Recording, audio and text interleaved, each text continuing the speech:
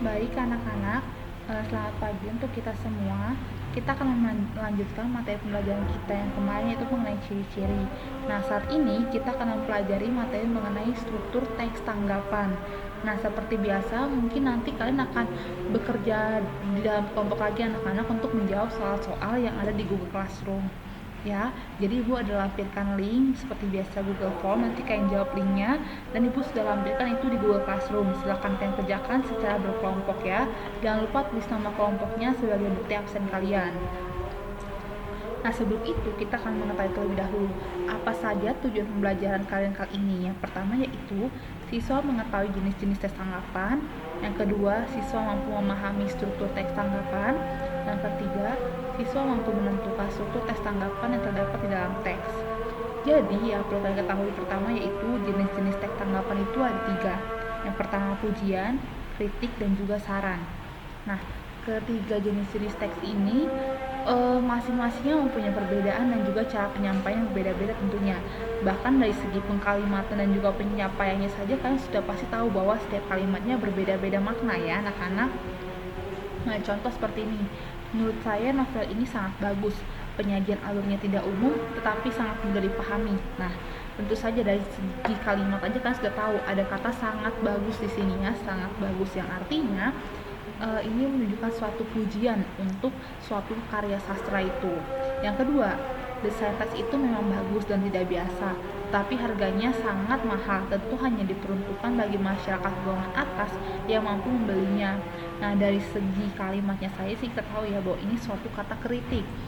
Memang bagus dan tidak biasa, tetapi di sini ada penyanggahan di mana si pembuat teks tanggapan ini memberikan kata tetapi di mana dia awalnya memang mengakui bahwa ini bagus, akan tetapi ada hal yang menurut dia kurang cocok atau kurang layak ada di sana seperti itu.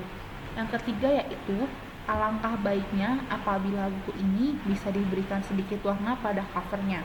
Nah, di sini ada kalimat saran yaitu alangkah baiknya. Ya, langsung dikasih dia seperti memberikan ide atau mungkin saran kepada si pembuat buku mengenai bentuk covernya ya anak-anak. Nah, selanjutnya kita langsung masuk ke struktur teks tanggapan. Struktur teks tanggapan sendiri ada 3. Yang pertama ini sebenarnya konteks atau evaluasi. Nah, mengapa bukan kata konteks? Konteks di sini maksudnya permasalahan yang diangkat.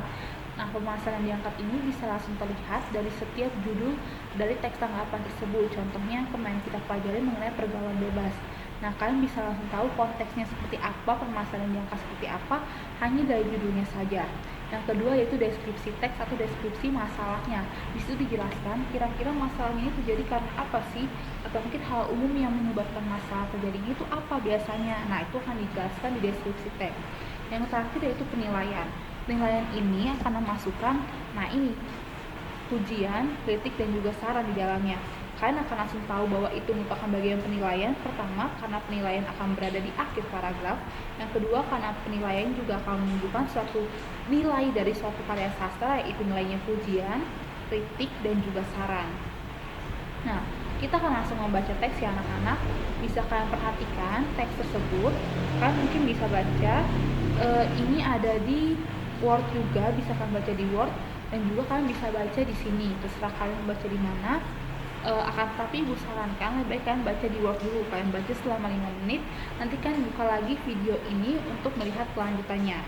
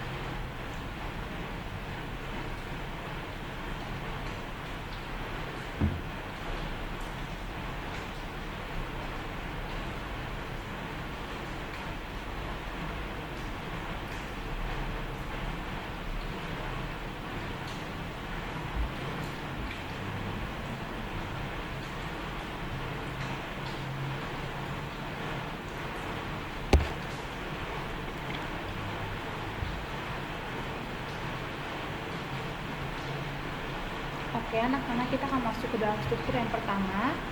Yang pertama yaitu evaluasi. Evaluasi itu pastinya ada di bagian paling atas seperti ini. Temanya kali ini kita akan membaca teks mengenai pesawat kepresidenan. Nah, kalian perhatikan di sini akan membahas bagaimana negara Indonesia ini memiliki pesawat yang untuk presiden ya anak-anak.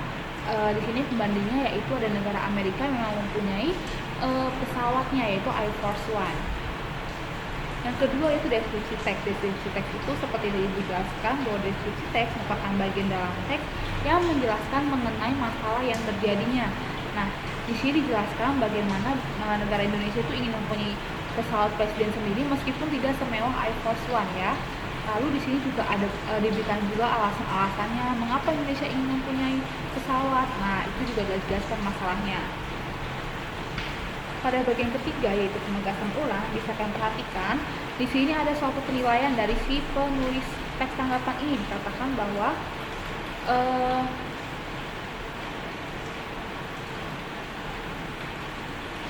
di sini dikatakan bahwa dia memang ingin negara Indonesia mempunyai pesawat, akan tapi dia merasa bahwa saat ini bukan saat yang tepat.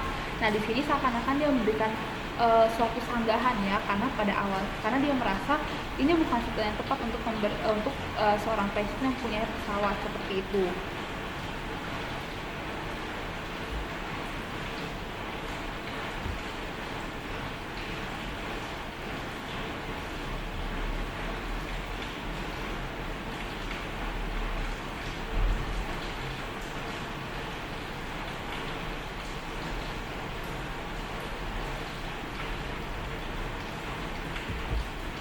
Baik anak-anak, sekian pembelajaran hari ini.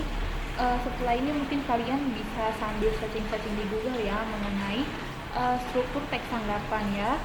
Kalian juga bisa belajar sendiri dari Google. Mungkin nanti kalian bisa berikan juga kalimat yang menurut kalian lebih menarik dari struktur teks tanggapan ini anak-anak. Kalian silahkan jika punya pendapat bisa langsung ketik di Google Formnya Ibu yang tadi Ibu sudah kirimkan di Google Classroom. Jadi kalian bisa sekalian kasih pendapat atau mungkin kasih pertanyaan bila ada ya anak-anak. Nanti akan coba Ibu jawab di pertemuan selanjutnya ketika kita tatap muka di hari Senin, hari Selasa berarti kita akan tatap muka dengan kalian. Baik anak-anak, sampai jumpa, sampai bertemu lagi. Ibu harapkan kalian bisa belajar dengan baik ya di rumah. Jangan lupa baca buku kalian dan juga update jurnal membaca kalian supaya tugas kalian tidak menumpuk. Baik anak-anak, terima kasih, sampai jumpa, sampai bertemu kembali.